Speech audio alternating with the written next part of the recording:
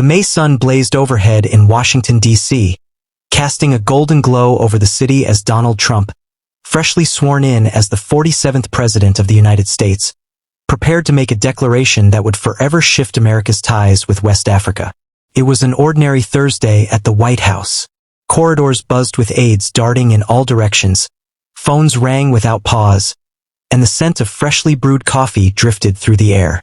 Inside the Oval Office, Trump sifted through reports detailing the fragile dynamics of the African Sahel. "Mr. President," said Marcus Wheeler, his advisor on African policy, pushing his glasses up nervously, "we need to address the situation in Burkina Faso. Ibrahim Traoré is expanding his power across the region." Trump cut him off mid-sentence, raising his hand sharply, his icy gaze fixed on the dossier. "This Traoré guy, how old is he again?" 36, sir. He assumed control in 2022 through a military takeover and has since. "Unqualified," Trump muttered under his breath but loud enough for Wheeler to catch. "A soldier pretending to be a president." He didn't realize those words, casually spoken in confidence, would explode across global headlines. A senior aide with media ties leaked the remark. By late afternoon, CNN's breaking news segment began with, "President Trump brands Burkina Faso's leader unfit in private Oval Office briefing." Meanwhile, nearly 8,000 kilometers away in Ouagadougou, the capital of Burkina Faso, the sun dipped low, streaking the sky with amber hues above remnants of French colonial design. Inside the presidential compound, fortified and modern, Ibrahim Traoré, the young military officer-turned-leader, reviewed infrastructure files at his desk. Clad in his signature green beret and a plain khaki uniform, he appeared focused and composed. Suddenly, his media advisor, Amadou Diouf, burst into the room, slightly out of breath. "Mr. President, you need to see this now." He switched on the TV and tuned into France 24. The anchor, speaking in a grave tone, reported, "U.S. President Donald Trump has reportedly called the leader of Burkina Faso unfit to govern." Traoré, unmoved, raised an eyebrow and kept his calm. "Translate. Trump called you unfit, sir." "The coverage is spreading everywhere," Amadou replied. A hush fell over the room. Outside the windows, the evening bustle of Ouagadougou continued. Motorbikes zoomed by, hawkers advertised their goods, and distant drums pulsed with local rhythm. Staring out at his capital, Traoré murmured, "Unfit." A faint smile curled his lips. "Let's show them what unfit really looks like." By the next morning, he made an unexpected choice, eschewing formal diplomacy in favor of a bold public address. "Amadou," he said firmly, "schedule a press conference for 2 p.m. Invite BBC, CNN, Al Jazeera, France 24, and don't forget our own local journalists." "Sir, are you sure?" Perhaps a more measured reply. "No," Traoré said, shaking his head. "It's time to speak honestly and live." By 2 p.m., the press hall at the palace was full. Reporters sat shoulder to shoulder in white chairs, cameras trained on the podium where a Burkina Faso flag fluttered under the gentle hum of air conditioning. Traoré entered with confident steps, his posture firm and unwavering despite his youth. Taking the microphone, he scanned the room before addressing them. "Ladies and gentlemen of the press," he began in a clear, steady tone. "Yesterday, the President of the United States called me unfit." Gasps rippled through the audience. Flashbulbs fired rapidly. "I could have responded through formal diplomatic channels, issued a carefully worded rebuttal. But instead, I've chosen to speak directly, to say what must be said." He locked eyes with the main camera. "If being unfit means putting my people ahead of external agendas, then yes, I'm unfit. If unfit means confronting corruption instead of feeding it, then so be it." The room fell silent. Even the honking from outside seemed to fade. "But," he continued, "if being fit to lead means selling off our land's wealth to foreign corporations, if it means keeping our children poor just to satisfy global expectations, then I'll proudly remain unfit forever." The speech struck a powerful chord. Each sentence echoed not just within the press room, but far beyond, beamed through satellites to homes worldwide. President Trump, he said, locking his gaze on the camera again. You talk about fitness to govern. Let me tell you what true fitness looks like. Stepping from the podium, Traoré gestured passionately, as if in conversation with the world. When I took office in 2022, Burkina Faso was drowning in poverty. Children went to bed hungry, while our gold was carted away by foreign firms. Our youth were kept from schools while we paid off debts we never agreed to. A BBC correspondent scribbled furiously while others streamed his words live. In just 3 years, we've slashed child mortality by nearly half. We've constructed more classrooms than in the previous decade. He paused, letting the weight of those words settle over the audience. The world had just witnessed a different kind of leadership, and a battle of narratives had begun. Our farmers now yield sufficient crops not only to sustain our people but also to supply nearby nations. Traoré paused, lifting a modest glass of water to his lips. But maybe that's unsettling, he continued. For those accustomed to African presidents who simply smile and nod in agreement. Maybe it feels wrong to witness an African head of state who dares to say no when it counts. A reporter from the Al-Azhar raised her hand, but Traoré motioned that he hadn't finished. Mr. Trump, you govern a nation where hungry children sit in classrooms, while billions are poured into wars abroad. You lead a country where lives are lost because healthcare is unaffordable, where the young incur lifelong debt just to receive a university degree. The silence that followed was thick and unmoving. Camera crews stopped mid-motion. So I ask you, Mr. President of the United States, who, truly, is failing? Within hours of Ibrahim Traoré's speech, social media platforms lit up. Hashtags like Traoré versus Trump, Burkina Faso truth, and inappropriate leader were trending worldwide in minutes. In London, BBC Africa correspondent Sarah Mitchell was in her Kensington apartment when her phone rang urgently. Sarah, did you catch Traoré's remarks? I'm watching now, James. Remarkable. I need a full segment for the 6 o'clock news. This is our lead story. Across the channel, the Élysée Palace in Paris was thrown into immediate response. President Emmanuel Macron gathered his Africa advisory team. Gentlemen, Macron said, fixing his blue tie in place, we must grasp the weight of what just took place. Traoré isn't merely confronting Trump. He's reshaping the image of African leadership on the global platform. Meanwhile, back in the United States, it was just before dawn when American news outlets began looping the speech. Donald Trump, typically active on Twitter, was unusually silent. In the White House, Press Secretary Karine Jean-Pierre was jolted awake by a cascade of press calls. No comment at this time, she said curtly before hanging up, bracing herself for a turbulent morning. In Johannesburg, South Africa, Zimbabwean opposition leader Nelson Chamisa tweeted, "Today, Ibrahim Traoré reminded the world that Africa has fearless voices willing to challenge power. This is a turning point in history." In Cairo, Egypt, news programs buzzed with heated debate about the broader impact of the clash. This isn't merely Trump against Traoré, noted Professor Ahmed Hassan from Cairo University. This signals a rising Africa, refusing to be treated as lesser. At Mar-a-Lago, Florida, the skies were bright, palm trees danced lightly in the breeze. But Trump's mood inside was anything but calm. While eating his breakfast, eggs, bacon, toast, he watched various networks replaying the fiery speech. "This guy," Trump muttered between bites, "thinks he can take me on?" Stephen Miller, his advisor, cleared his throat. "Sir, maybe we should let this blow over. Any reaction might amplify it." Trump snapped, eyes narrowed. "He embarrassed me, before the whole world. No backwater general is going to speak to me like that." He stood up, knocking over his coffee, staining the cloth beneath. "Schedule a press briefing for noon. I'll make it clear who's in charge here." At exactly 12 p.m., Trump strode into the White House press room, posture defiant, jaw set.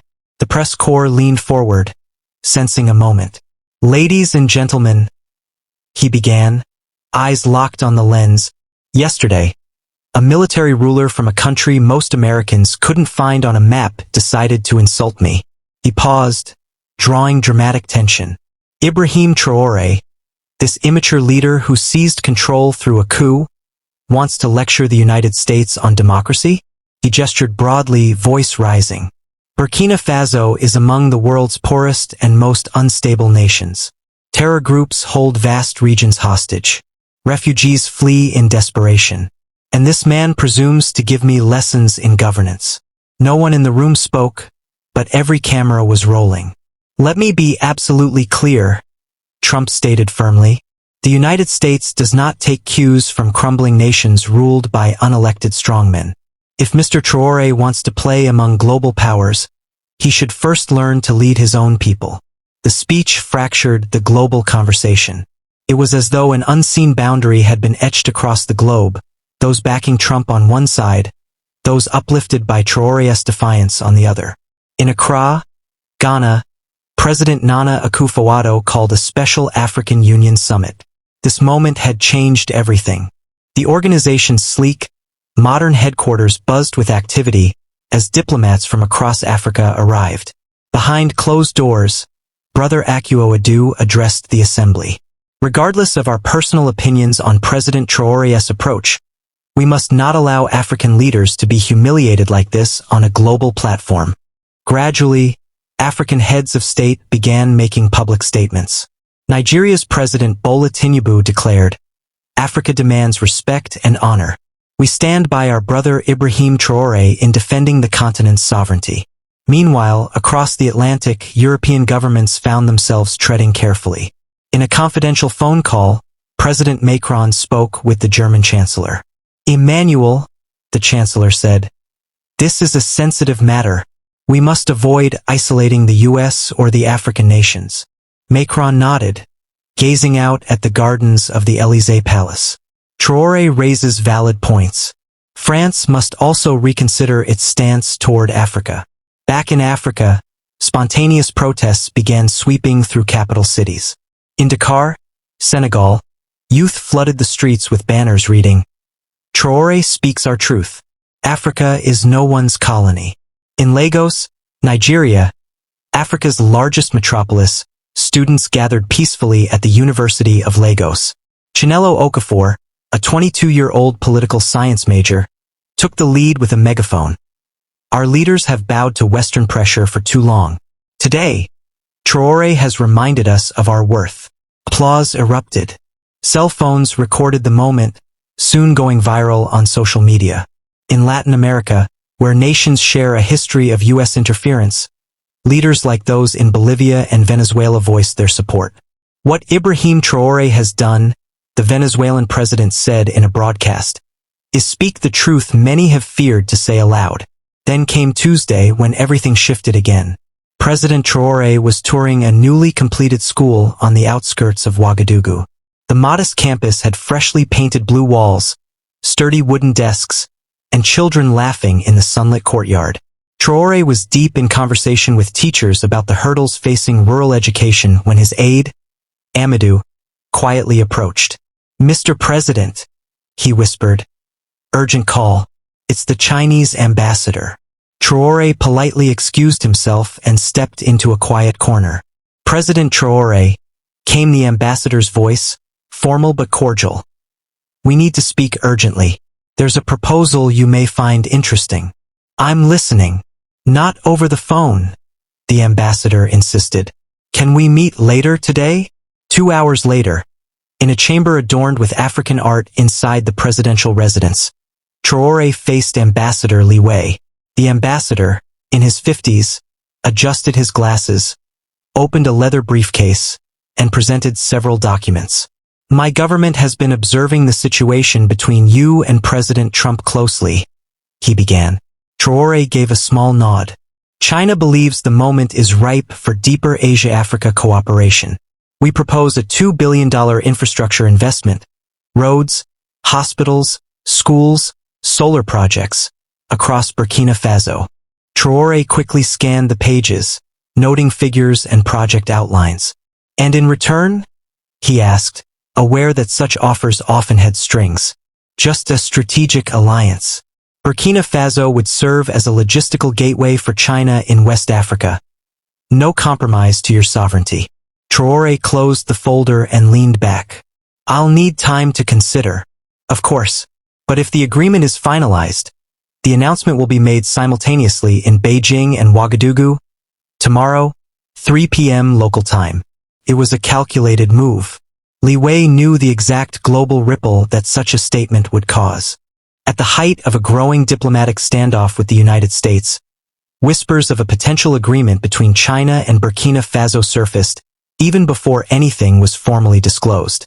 Early Wednesday, American intelligence picked up chatter from Chinese diplomatic channels detailing a significant offer. At the White House, the atmosphere was tense. President Trump was in the middle of a national security discussion when General Patrick McKenzie, his defense chief, stormed into the room. Mr. President, McKenzie panted, we've got an urgent development. China is proposing a $2 billion package for Burkina Faso. Trump paused, setting his pen aside. $2 billion for that country? Yes, sir, McKenzie replied. But it's not about the dollar amount, it's the strategic advantage. If China secures a logistical foothold in West Africa, I know what it implies, Trump snapped, slamming his pen down. It means our disagreement with Traoré just became a threat to national security.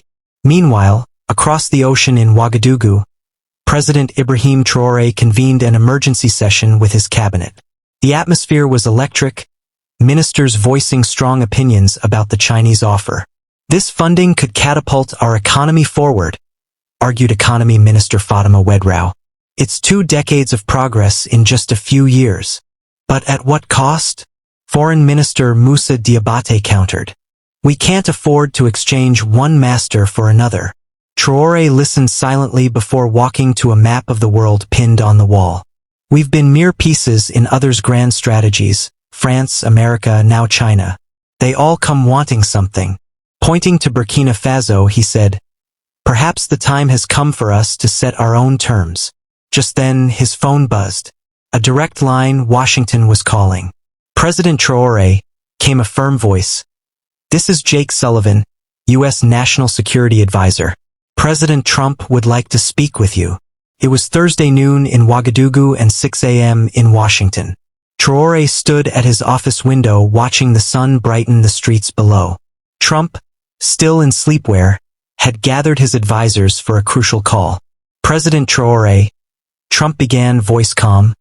I think it's time we speak frankly. I'm listening, Traoré replied evenly.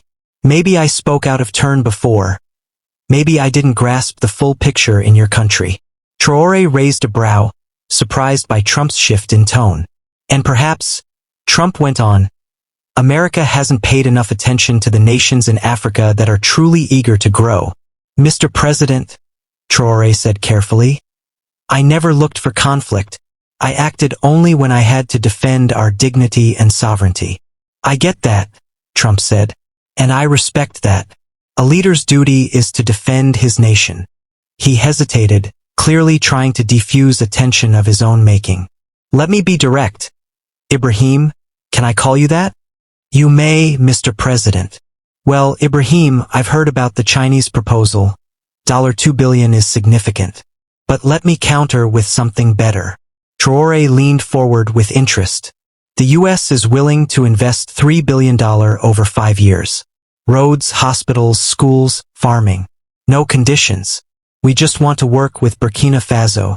Not control it, but collaborate.